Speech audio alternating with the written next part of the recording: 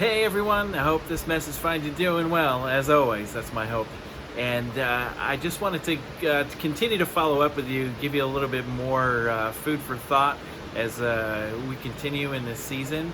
I wanted to just kind of share a little bit about what we've been doing lately. Now, if you recall, we stopped doing our Wednesday lunch and learn just because of, a multitude of reasons, but just because it made the most sense. And sometimes we got to prune. Sometimes we got to actually let go of one of the things that we really love so that we leave room for growth. And I always want to find myself trying to say no to good things so that I can say yes to the best things.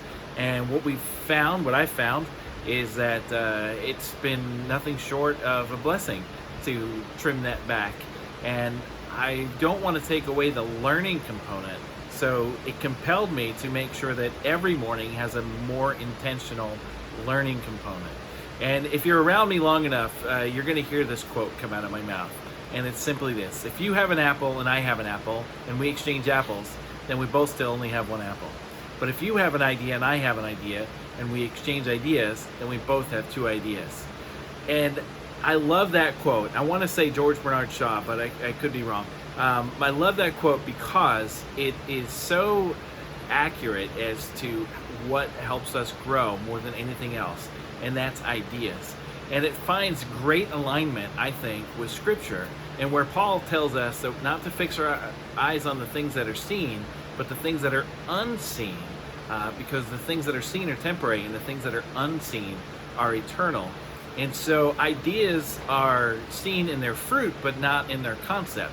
And so I think that that's incredibly powerful. And I believe that good ideas are godly ideas, which are God-inspired. I also feel that that lines up remarkably with the greatest commandment. I mean, perfect, if I may be so bold. Jesus told us to love God and to love our neighbors. And love is something that you see the fruit of, but the process of is an intangible, right? And love also is expressed only through relationship. A relationship with God, a relationship with your neighbors. And the beauty of that is that the most important thing you will ever own are your relationships. And it's not something that you can put in a box, that you could pack in a suitcase. No, it's something that is intangible. And the best part about it is that there really is an unlimited number of those things that you could possess as far as relationships. Now, I know that close, deep personal relationships are probably going to be limited to the number of fingers on your hands, but your ability to relate with others is open. And if that is the most important command, love expressed through relationship, and that ideas are how we kind of influence and encourage and offer our gifts to the world, then these are the things that we need to develop. And so what we've done, or what I've done at this storage, is I try to take a point or a food for thought that helps people thrive. So the first thing I started off was just talking about the concept of education. In my personal opinion, the leading cause of death in this world is a poor education. I see it over and over again. And there's a difference between being trained and being educated. So trained, if you see A, you do B. You know that when you see A, you do B. But educated is that when you see A, you know why you do B. And so I think it's really important to get to the why, because people will give their lives for a why. They'll do a lot for a what. Like, you'll probably do a lot for a paycheck, but you might not give your life for your job. Some will. But if you have a why, a compelling why, you will put your life into that. In fact, most of your inspiration to get through a day is based on why. I actually think that it's really important for us to understand why we're doing what we're doing. I think it's critical that we learn to articulate our belief system. You see, I think it's impossible for us not to have a belief system, but it is possible for us to be unclear about it. So I'm trying to encourage people to be clear about what they believe, because the more clear you can be about what you believe, the more clear you can be about the decisions that lay before you. Your decisions that you make on a given day are a reflection of your beliefs. And on average, a human being makes 35,000 decisions today, right? Like whether to scratch my head or not, whether to do this video or not, what words to use or not. We're constantly making decisions, but they truly stem from what we value. So the more clear we can be about what we value, the more clear we can be about our decision-making process. And then we can actually have more predictable outcomes. Granted, I'm sure you've made decisions that you thought were going to be good and didn't end up that way. And I hope it's because of external factors. But if we're not looking at the internal factors, what we value, then we're going to be vulnerable to making unfavorable or having unfavorable outcomes from our decisions. So we want to help in that decision-making process. And so when I talk to people, I'm always telling them that my goal is not to help you survive. You're already doing that. You were surviving when I met you. Our goal is to help you thrive.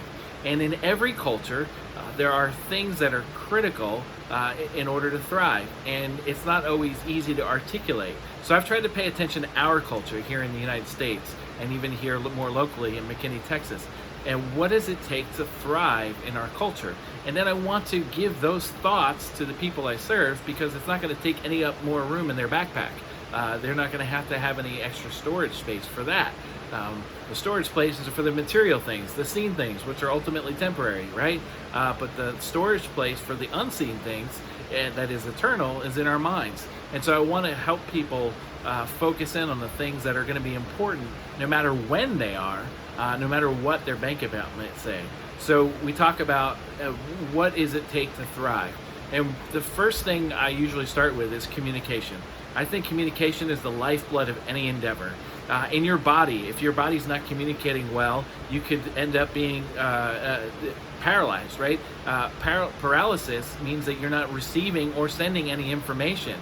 And so the body parts that are paralyzed are almost useless in there. They take up space. You have to pay attention to them, but their ability to contribute is basically non-existent. I'm not trying to trivialize paralysis. I'm just using that as an example.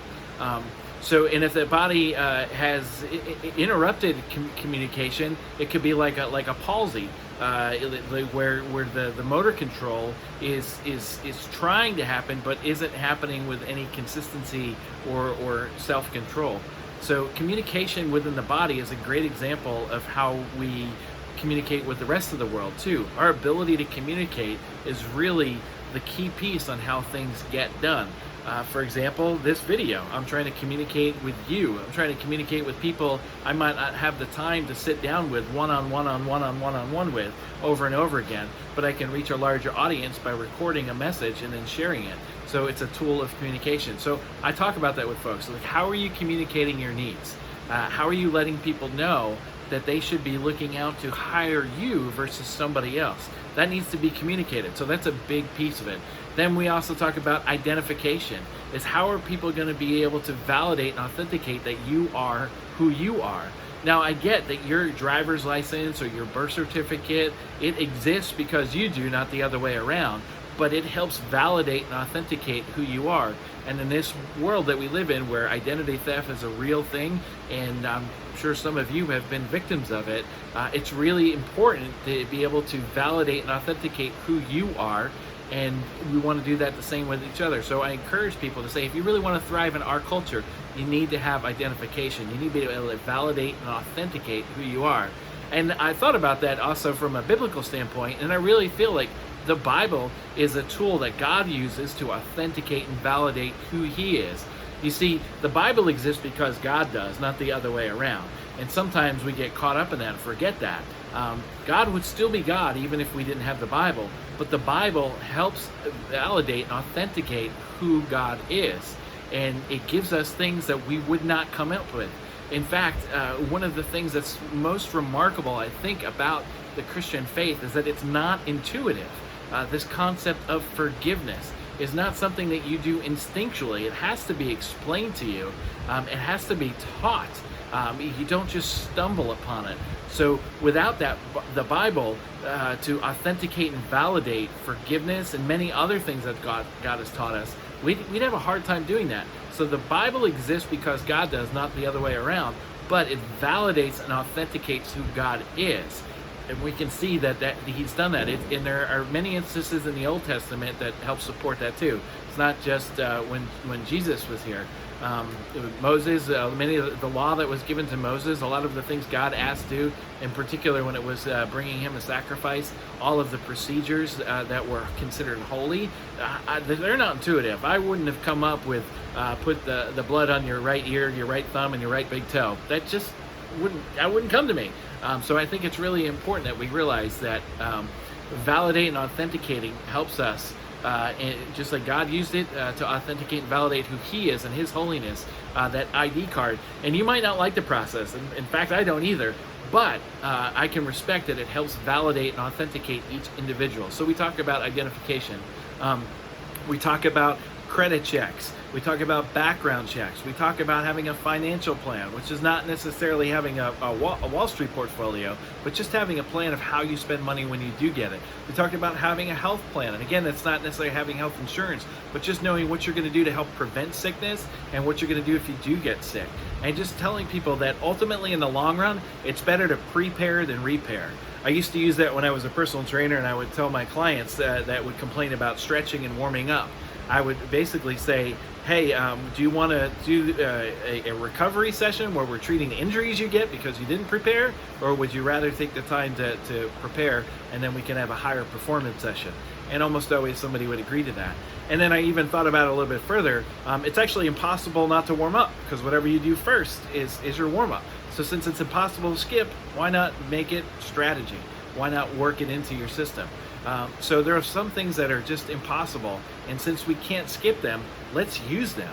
But I know that it won't always come as instinct, so we need to have training on that, and we need to educate ourselves, and then we can bless others by sharing in the process that we've gone through. So each day, as part of our breakfast outreach, storage outreach, we're basically taking one of those topics and incorporating it into a dialogue. So we get everybody served first. We want to make sure that, and nobody has to stay for that, but we want to make sure that people are walking away not just with food in their bellies, but food for their souls. And so I just wanted to give you that update. There's way more to that, but I don't want to keep you here all day. I'm so grateful for the time that you donate just to watch this. I thank you for the prayers. And then lastly, I just want to give you a little bit of an update. We are going to take a 2-week break here from our breakfast storage. A lot of that's for me to get recovery.